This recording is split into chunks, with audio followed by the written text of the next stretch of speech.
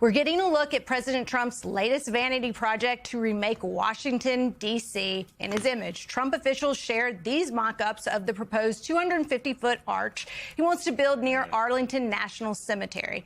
It features a golden inscription reading "One Nation Under God," topped with a winged Lady Liberty statue and two 24-foot eagles. Now, a historian and 3 veterans are suing, arguing that congressional approval is required to build it and that it would block views of Arlington.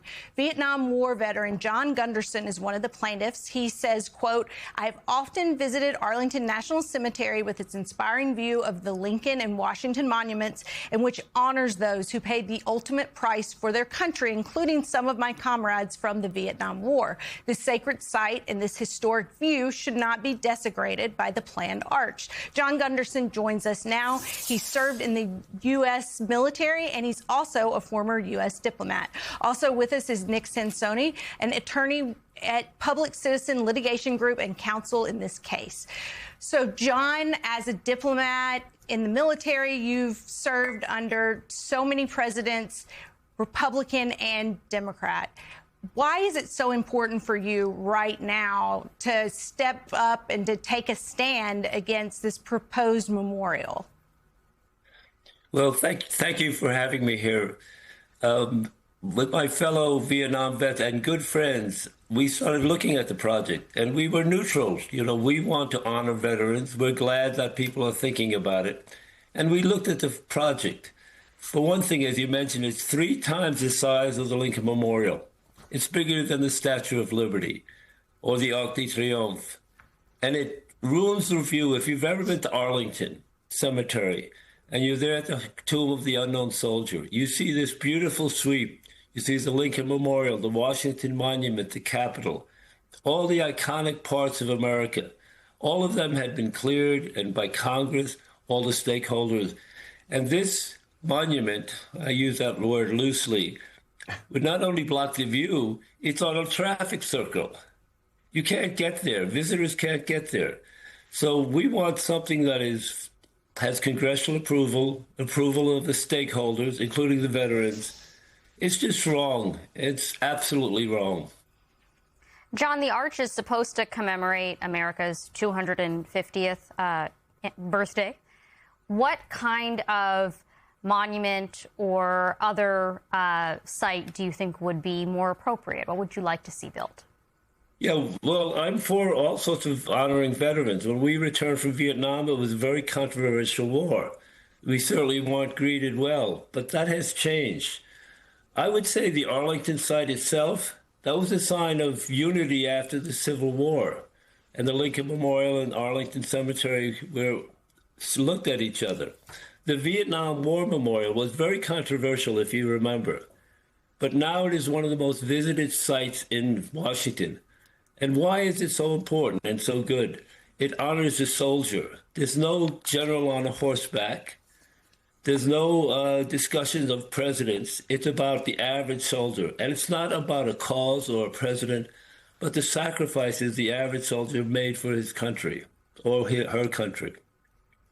Nick, I was wondering if you can tell us a little bit about the legal argument that is being made here. Maybe most of our viewers don't know what the appropriate way monuments get built in Washington, D.C. And certainly when you put it in the context with this specific president, it's a president who's slapping his name on everything from the Kennedy Center to currency.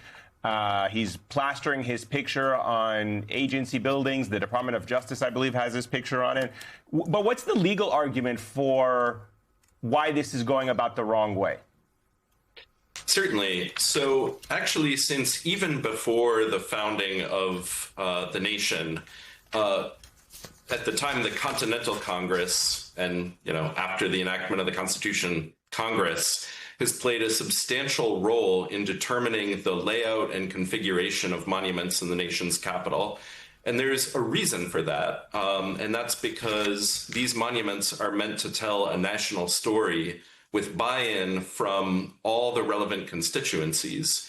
And so Congress has enacted a law called the Commemorative Works Act that makes sure that any time an administration wants to create a monument in the core of Washington, D.C., it does so following congressional approval and a series of reviews to make sure that that monument is appropriately situated, that it won't disturb the existing configuration of monuments, and that it is designed in a way that sort of has the approval and has the buy-in of the American people. And this project has not had that authorization. And therefore, unless and until Congress has approved the construction of this arch in this specific site, it's not authorized by law. John, when you look at this monument, what do you see? I ask because, as you mentioned, it's massive. Would have these gold eagles, very sort of opulent seeming. And it's coming at a really difficult time for the country. People see their gas prices and really the price of what feels like almost everything going up. Many people are very alarmed by a war that also did not go through Congress. There's some themes here. And I'm just curious what symbol you think it represents, what message it sends at a time like this. Yeah, it's a tough one.